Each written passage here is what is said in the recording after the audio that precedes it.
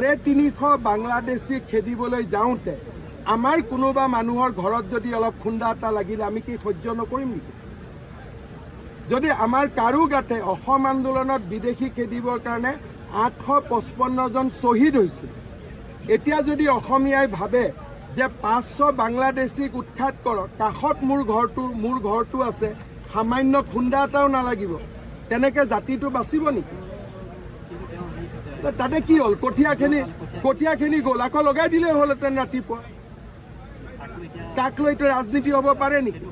নাই, ৰাজনীতি কোনে কৰিছে? যোনে এই মহিলাগৰাকীৰ নামত বাংলাদেশীখিনিক সংৰক্ষণ দিব খোজে।